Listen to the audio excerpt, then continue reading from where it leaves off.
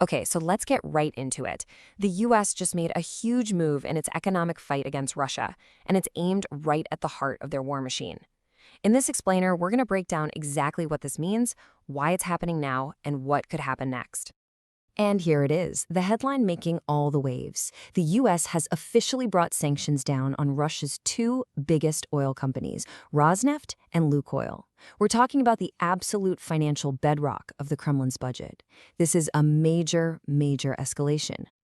So you hear the phrase targeting these oil giants. But what does that actually mean in practice? Let's get into the mechanics of how this whole thing really works. The main weapon being used here is something called an OFAC sanction. You know, it sounds complicated, but think of it this way. The U.S. Treasury basically has a list, and if you're on it, they can stop anyone from doing business with you. It's like the government putting up a giant financial do not enter sign. And believe me, when they say a company is blocked, they are not kidding. The consequences are immediate and severe. Any U.S. person or company, they are flat out banned from dealing with them.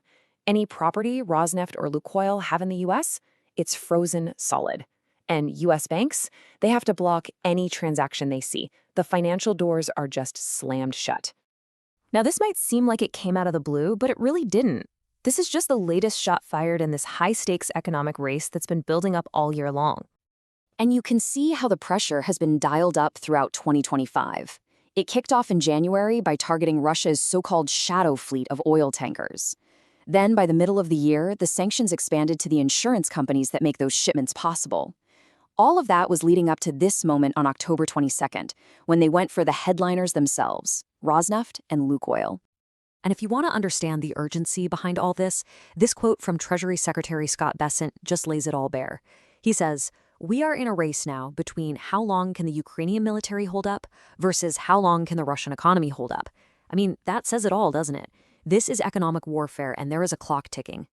So, if this really is a race against Russia's economy, then the U.S. is trying to land a haymaker. The whole point is the financial damage, and we're talking about a potential $50 billion hit. Okay, so why is this particular move such a big deal? I mean, what does hitting these specific companies actually accomplish? It all comes down to this number, $50 billion. That's the estimated annual cost to Russia, the money they could lose in energy revenue if these sanctions are fully enforced. That's just a staggering amount of cash. And that number is a huge deal for a few key reasons. First, this isn't some minor target. This is a central pillar of Russia's war economy. Second, and this is crucial, the U.S. didn't do this alone. It was coordinated with the European Union and the U.K., which adds a ton of weight. The goal is pretty straightforward, to make it harder for the Kremlin to fund its war. And it's no coincidence this was announced alongside a call for an immediate ceasefire. Okay, but, and there's always a but, right? You can build this massive economic wall, but is it really impenetrable? Let's take a look at some of the potential cracks. Which, of course, brings us to the one question on everyone's mind. Is this actually going to work? And this really gets to the heart of the challenge. On one hand, you have the goal, cripple Russia's energy revenue. But then, there's the reality on the ground. And so far, Russia's oil and gas exports have been surprisingly resilient. They just keep finding new buyers and new routes to get their product to market.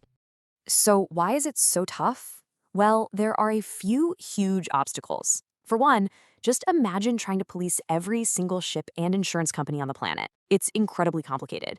Then you have other countries that might look the other way or actively help Russia find workarounds. And of course, there's always the risk that this could backfire and send global energy prices soaring, which creates a whole new set of political problems. So, with all of that in mind, what does this mean for the rest of the world? An action this big is definitely going to have some serious ripple effects across the globe. Let's break it down into what you need to watch. First, for Russia. This could be a very serious long-term blow to both its oil industry and its ability to fund the war. Next, for global markets, well, get ready for more volatility and potential price spikes.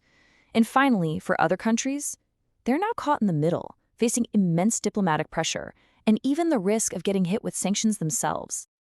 And all of this really brings us to the core tension of the whole strategy. Is this kind of intense economic pressure a real path to peace?